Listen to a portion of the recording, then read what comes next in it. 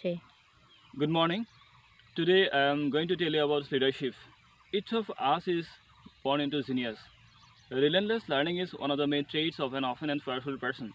From my personal experience, I've been convinced that hard times do make better persons.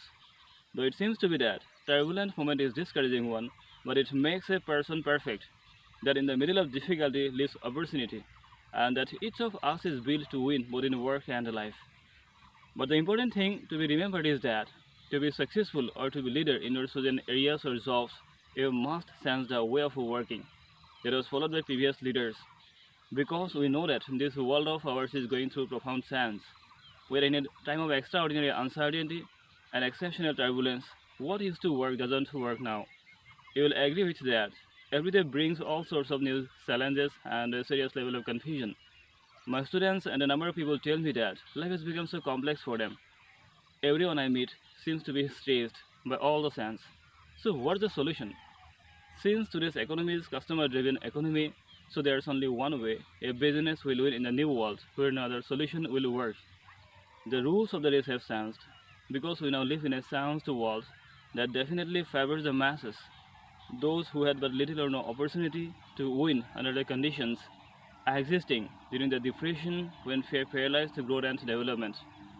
We who are in this race for riches should be encouraged to know that this changed world in which we live is demanding new ideas, new ways of doing things, new leaders, new inventions, new methods of technique, new methods of marketing, new books, new literature, new features for the radio, new ideas for moving pictures.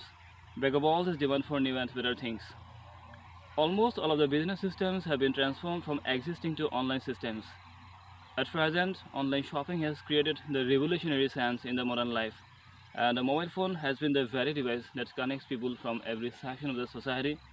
And you need to be the important part of this globalized process to success.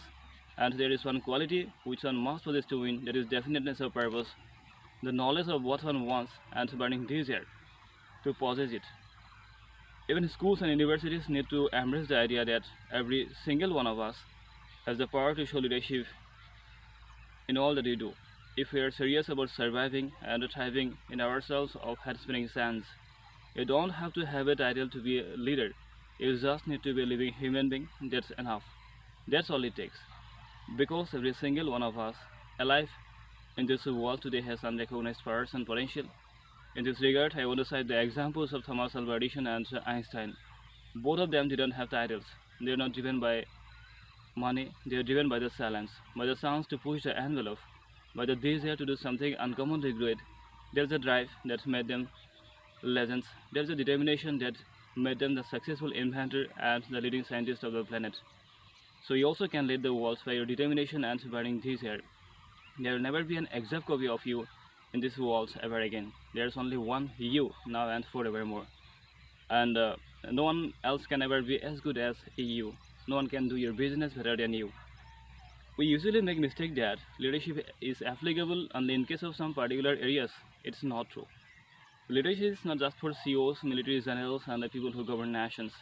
Leadership is for everyone. And in this period of dazzling change in business and society, it really is the single most important that you install the core belief that you don't have to have a title to be or to show leadership in all you. Leadership is not some complex art reserved for the chosen few with Harvard degrees and impeccable social backgrounds. Each of us, by the very fact of our shared humanity, can show leadership. But first of all, you need to lead yourself. If you can't lead yourself, you will never be able to lead anyone around you.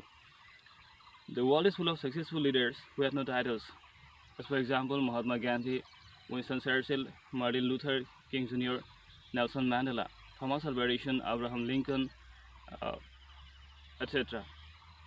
Anyone can reach success if they consistently do the right things. So eventually anyone can get to the extraordinary place that seemed impossible to reach when they started. The process sort of makes me think of a farmer. Before harvesting crops, a farmer needs to go through multiple processes. He plants seeds, the crop gets watered, and the soil gets fertilized. Nothing seems to be happening, and yet the farmer doesn't give up. The farmer doesn't run out into the field and start going digging to find vegetables. The farmer has patience and trusts the process. He just has the faith and understanding that through his daily effort the harvest will come. and then one day, almost out of nowhere, it does. So we need to be more like farmers. Successful people all perform the same few fundamentals, but their seemingly small, insignificant daily acts of excellence stack up over time to a best-in-class career and a world-class personal life. One of the main problems is that most of the people want something for nothing, but that is not the law of universe. To gain something, we must do something, and most of the time, we need to invest time, energy, and money. Another important point to be remembered is that most of the people fear criticism. They fear what people will think if they do their favorite jobs.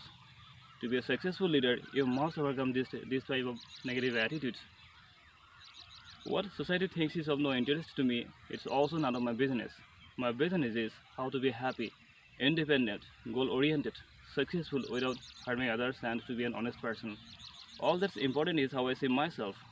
I know who I am, I know the value of my work, I find ways to silence myself each day, and I have made this job into something really meaningful to me. And leadership is about having unshakable faith in your vision and unrelenting confidence in your power to make positive sense happen. Forget about what people may say and remember what Albert Einstein once wrote. Great spirits have always encountered opposition from mediocre minds. Just go do your work as well as humanly do it. The rest will take care itself. Sometimes we fear, what if I fail? What if I can't do it? What if what I'm learning doesn't work? These types of doubts and fears are common to all.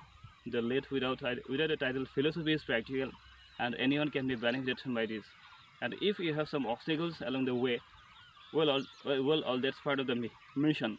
You learn to walk by falling, you learn to play by trying, but every misstep brings you closer to the perfect step. And if people don't quite understand what you are up to, well, let them bring you down. It's interesting that great people construct monuments with the stones and their critics throw them. Critics generally criticizes you only because of some level there. When they stop saying anything, it's because you no longer matter to them. It's when no one else criticizes you because you are no longer matter to them. And simply remember that no matter what your position within any organization and no matter how old you are or where you live throughout the world, you have the power to show leadership, and no one else can ever deny you that. But it's totally your responsibility to activate that power. And no one is unimportant. There are no extra people alive today. Every person and every job matters, and all words can be made meaningful with the late without a title philosophy, and make this day better than yesterday. Great careers and great businesses are built by evolution, not by revolution, by slow and steady improvements that actually don't look like much when you view them in isolation. But over time, these small incremental evolutionary improvements amount to massive gains. Successful people have successful thinking patterns, and the best leaders run superb leadership habits. Ideas are ultimately worthless unless you activate them with focused and consistent action. The best leaders never leave the side of good idea without doing something into it. Lots of people have good ideas, but the masters became masters because they had the courage and the conviction to act on ideas. Their ripples of excellence over time become a tsunami of success. Those who are not rich materially should maintain such a dignified life so that people respect them and tell the world proudly that I may not be a rich person, but I have a rich life that gives me immense pleasure. Dr. Seuss says, be who you are and say what you feel, because those who mind don't matter and those who matters don't mind. And that's what authenticity is all about.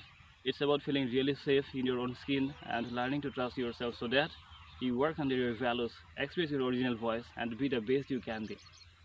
And the great American Ralph Waldo Emerson reminds us to be yourself in a world that is constantly trying to make you something else is the greatest accomplishment.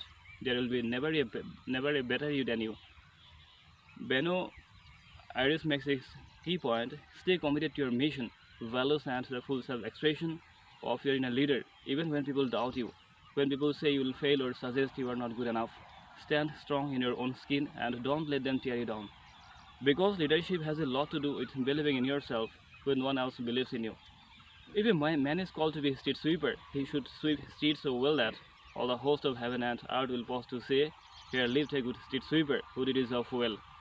It is not ability that makes leaders, but it is mentality that makes leaders.